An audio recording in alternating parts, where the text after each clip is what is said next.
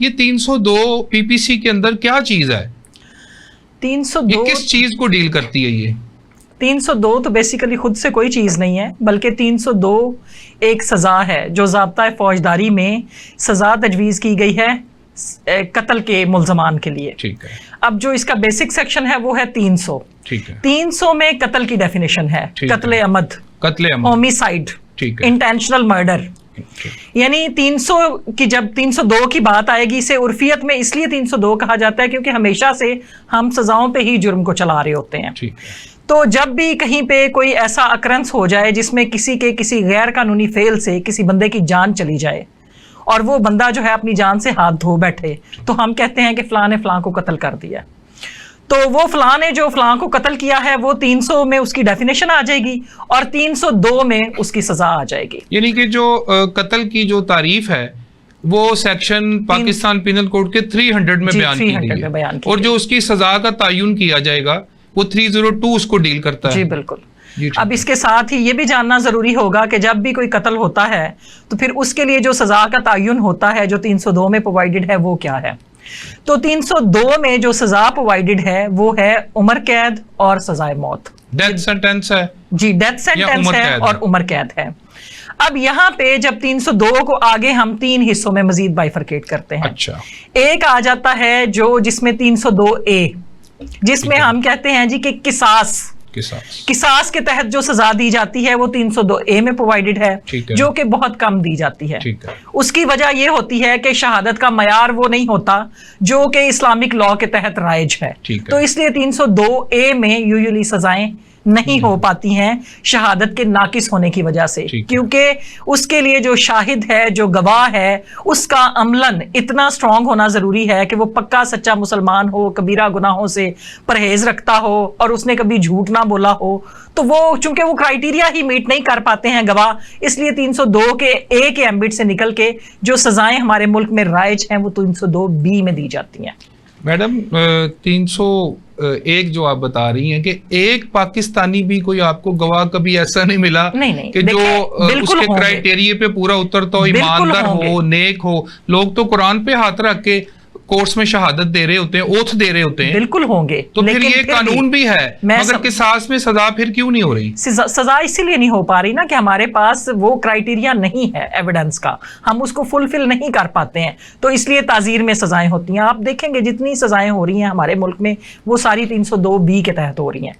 پھر اس کے ساتھ ہی آگے ایک 302C بھی ہے، وہ بھی قتل ہی ہے، لیکن اس میں یہ ہے کہ وہاں پہ یہ دیکھا جاتا ہے کہ اگر انٹینشنل مرڈر نہیں ہے، پری میڈیٹیشن نہیں ہے، پہلے سے ایک بندے نے ذہنی طور پہ نہیں سوچا ہوا تھا کہ میں اس کو مار دوں گا، قتل خطا بھی جسے کہتے ہیں. نہیں، اسے آپ قتل خطا نہیں کہیں گے، وہ ہے تو قتل ہی، انٹینشنل میں ہی فال کرے گا. لیکن یہ 302 کی آپ C بتا رہی ہیں. ٹھیک ہے. اس میں یہ ہے کہ جیسے آپ کے ایک دم سے ایگراویٹ ہو گیا آپ کسی بات سے، مثلا آپ نے مجھے گالی دے دی، میں ایگراویٹ ہو گئی اور میں نے خون کر دیا. تو وہ جو ہے وہاں پہ میں کوئی پری مائنڈ کے ساتھ، مطلب ڈیسائیڈڈ مائنڈ کے ساتھ نہیں آئی تھی کہ میں جناب پورے ارینجمنٹ کے ساتھ ویپن اٹھا کے، ہتھیار اٹھا کے تو میں جا کے کسی کو مار رہی ہوں. یعنی ایٹ اسپر آف مومنٹ کوئی ایسی بات ہو گئی جو میرے سے برداشت نہیں ہوئی اور اس میں نے قتل کر دیا. وہ بھی قتل ہے. وہ جو آپ اور فعال 302 میں کرتا ہے، وہ 302 میں کرتا ہے، لیکن اس کو ہم پھر لے جاتے ہیں 302C میں. اس کی سزا جو ہے وہ 1 دن سے لے کے 25 سال تک ہے. عمر قید ہے، یعنی عمر قید تک جا سکتی ہے. ڈیتھ سینٹنس نہیں ہے، اس میں ڈیتھ سینٹنس نہیں ہے. اچھا. 302C میں پھانسی کی سزا نہیں ہے.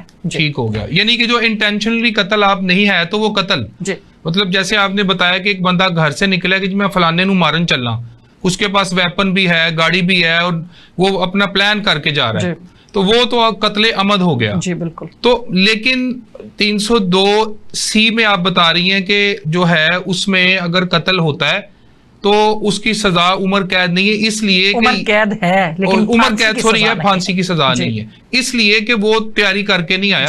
وہ حالات ایسے بن گئے تھے کہ اسے برداشت نہیں ہوئے اور اس نے اس بندے کو قتل کر دیا. جی جیسے آپ غیرت کے نام پہ قتل دیکھتے ہیں، اس کو بھی 302C میں لے جایا جاتا ہے. اسی طرح اگر موقع پہ کہیں کوئی جھگڑا آ گیا، جیسے کوئی بچہ جو ہے وہ کسی دکان پہ کوئی چیز لینے چلا گیا، دکاندار کے ساتھ اس کی تلخ کلامی ہو گئی، اس نے وہ بوتل لینے گیا، اس نے بوتل اٹھائی، اس نے اس کے سر پہ دے ماری، ٹھیک ہے، وہ مر گیا اس سے. اس کو آپ اس میں بھی قتل خطا میں بھی لے جا سکتے ہیں کہ وہ مارنا نہیں چاہتا تھا, اس کی انٹینشن نہیں تھی. قتل بالسبب میں لے جا سکتے ہیں, کوئی گڑھے میں گر گیا, کسی نے انٹینشنلی گڑھا نہیں رکھا ہوا تھا, مطلب 3-4 اقسام ہے نا قتل کی. جیسے ہم کہتے ہیں ایک قتل عمد ہے جس کو ہم ابھی ایکسپلین کر رہے ہیں کہ ایک پوری تیاری کے ساتھ ایک بندہ آتا ہے, وہ جا کے کسی کو مار دیتا ہے.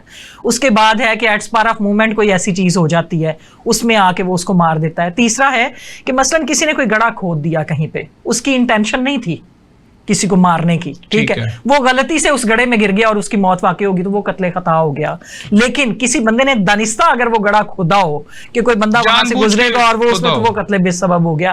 اس طرح سے جب اس طرح ہوگا تو پھر اس میں سزائیں جو ہیں ان میں بتدریج کمی آتی جائے گی, ٹھیک ہے, لیکن دیت جو ہے وہ رہے گی ساتھ ان میں بھی.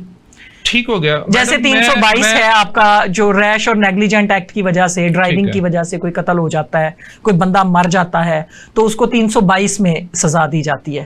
تو اس میں صرف دیت کی سزا ہے, اس میں امپریزنمنٹ کی سزا نہیں ہے. میڈم جب یہ قتل عمد ہوتا ہے یا کوئی بھی قتل کوئی واقعہ ہوتا ہے تو اس کی جو FIR ہے اس کا کیا طریقہ کار ہے کہ ایک بندہ جب کسی کو قتل کر دیتا ہے, جو لوگ اسے دیکھ رہے ہیں یا اس کے جب گھر والوں کو پتہ چلتا ہے تو انہیں کیا کرنا چاہیے, کہاں سے اس کا آغاز کرنا چاہیے کہ جس میں کوئی قانونی لکونہ باقی نہ رہ جائے؟ دیکھیں سب سے پہلے تو آج کل جیسے آپ کے سامنے ہے کہ ہر بندے کے پاس ٹیلی فون کی فیسلٹی موجود ہے, تو اسے چاہیے کہ جیسے ہی کہیں کوئی میٹر اس کے سامنے ہوا ہے تو وہ پولیس کو 15 پہ رپورٹ کر سکتا ہے. وہ 15 پہ رپورٹ کرے گا.